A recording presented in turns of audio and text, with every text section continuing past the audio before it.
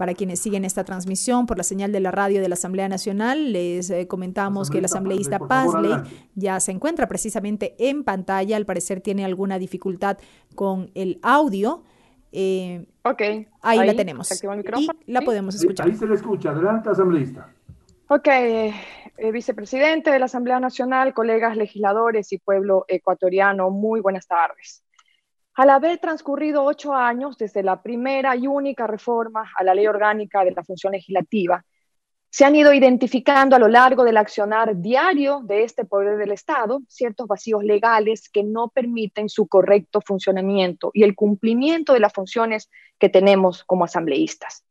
Esos conflictos han permitido que el país se haga ciertos cuestionamientos sobre la efectividad del trabajo de la Asamblea Nacional del Ecuador, por lo que era momento de reformar la ley orgánica de la función legislativa, además de corregir esos vacíos, pues para mejorar el manejo de la Asamblea Nacional y también evitar el abuso de algunos legisladores.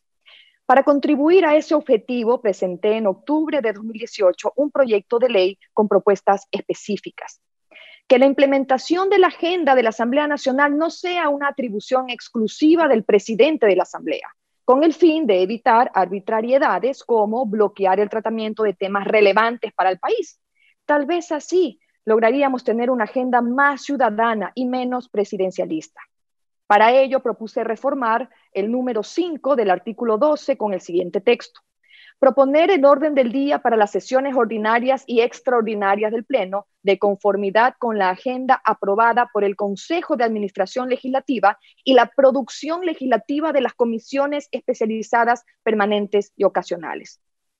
Lamentablemente, esta propuesta no se acogió al afirmar la necesidad de que quien preside la Asamblea Nacional debe ser el único con la prerrogativa de armar la agenda.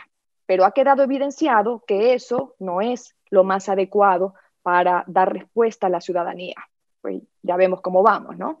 Debe hacerlo el CAL como órgano máximo de administración de la Asamblea Nacional y espacio multipartidista. En cuanto a los enjuiciamientos políticos de ministros y otros funcionarios públicos, hemos tenido ya la amarga experiencia de los bloqueos a los procesos de sanción política y su archivo, por lo que considero que la decisión de llamar a juicio político tiene que ser tomada por el Pleno de la Asamblea Nacional, evitando que esas decisiones trascendentales para el país, como ocurre actualmente, estén en manos de tan solo 12 asambleístas, miembros de la Comisión de Fiscalización. Propuesta que sí se recoge en este proyecto de reforma, criterio con el que sin duda hemos coincidido muchos.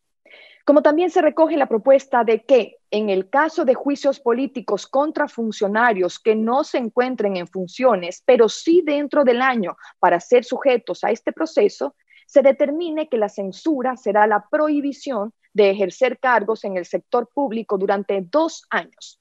Los juicios políticos hoy en día no tienen ningún peso y se convierten en simples llamados de atención sin trascendencia alguna. Una de las problemáticas identificadas en los debates del segundo informe de los proyectos de ley, y que ya lo ha mencionado alguien que me ha antecedido en la palabra, se da durante la incorporación de las sugerencias que se hacen en el Pleno, que son acogidas o rechazadas con discrecionalidad gracias al hiperpoder que en ese momento ostenta el asambleísta ponente. Con la regulación de la ley actual, es el único que puede incorporar dichas sugerencias a criterio completamente personal. En ese sentido, se necesita hacer un ajuste que mejore la forma como se incorporan los cambios, por lo que se acogió lo siguiente: en un plazo de 72 horas se incorporen los cambios por la comisión especializada que aprobó el informe para segundo debate y la obligatoriedad del ponente de exponer dichos cambios previo a la votación del informe para segundo debate y envío al presidente de la República para su objeción parcial o total. Vale la pena recordar que dentro de los momentos difíciles que ha tenido esta Asamblea Nacional, atravesamos una etapa durante este periodo en la que varios asambleístas de diferentes comisiones especializadas no nos sentíamos representados por quienes las presidían.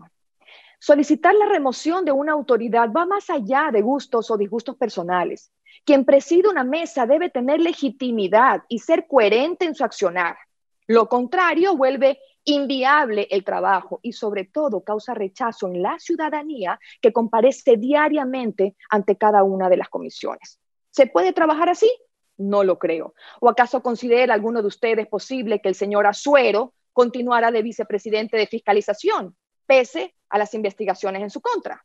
¿O el señor Mendoza como presidente de régimen económico?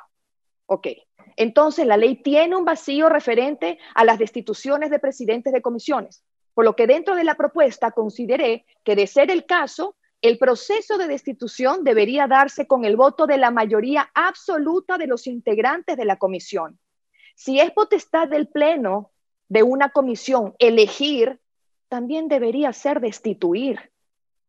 Esta propuesta no fue considerada en este informe para segundo debate. Sí se incluye, sin embargo, la propuesta de fortalecer la Unidad de Técnica Legislativa como órgano de apoyo al trabajo legislativo, y se la denomina Unidad de Técnica Legislativa, Evaluación y Mejoramiento de la Ley. Se le otorgan nuevas competencias, como la evaluación posterior a la entrada en vigencia de una ley, lo que permitirá determinar si la ley cumple el sentido ontológico para el que fue aprobada o no. Además, se propone crear una unidad adicional con una capacidad mixta de control respecto del presupuesto general del Estado, denominada Unidad de Control de la Ejecución Presupuestaria del Estado. Finalmente, y no menos importante, colegas legisladores, esta reforma recoge la figura del Comité de Ética. A pesar de que lo más acertado sería que todos actúen con ética, sin tener que contar con una de estas instancias en la Asamblea Nacional, nos vemos en la necesidad de incluirla, porque como se ha evidenciado durante estos 3 años de funciones, la falta de ética ha pululado por ciertos despachos de asambleístas que hoy enfrentan a la justicia y otros ya con sentencia. La gente percibe que política es sinónimo de corrupción y no los culpo. Hace algunos años, cuando veía a través de mi trabajo en noticiero, en televisión, estos actos, también llegué a creer eso. Con el tiempo comprendí que el problema no es la actividad política, sino quienes la ejercen en beneficio propio. Porque la política, cuando se la usa para servir, que es su razón de ser, es gratificante. El problema son las personas corruptas que logran estar en cargos de poder y decisión. Y a juzgar por la serie de acontecimientos de los últimos días y algunos de la historia del Ecuador, queda más que demostrado que personas con intereses macabros abundan. Las y los ecuatorianos ya estamos hartos de vivir entre la suciedad de ciertos actores políticos, y adicionalmente, los que tenemos calidad moral para hablar de estos temas, ya estamos cansados de que se nos juzgue por los errores y los delitos de otros. La Asamblea Nacional no es corrupta. Su objetivo legítimo es la democracia representativa del pueblo. En esta asamblea se defienden los derechos de todos los ciudadanos.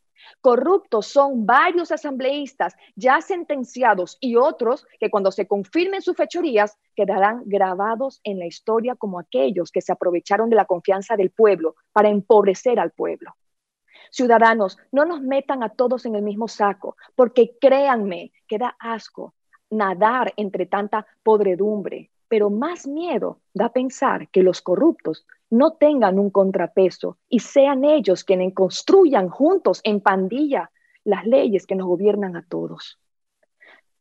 Los ecuatorianos se seguirán cuestionando la efectividad del trabajo de la Asamblea Nacional. Seguramente con estos ajustes en la Ley Orgánica de la Función Legislativa se podrá evitar que se repita el abuso que generan estos vacíos y que tanto han hastiado a la ciudadanía. Gracias, señor presidente, señoras y señores asambleístas. Concluye la intervención del asambleísta por Guayas, Dayana Pazley, quien ha hecho algunas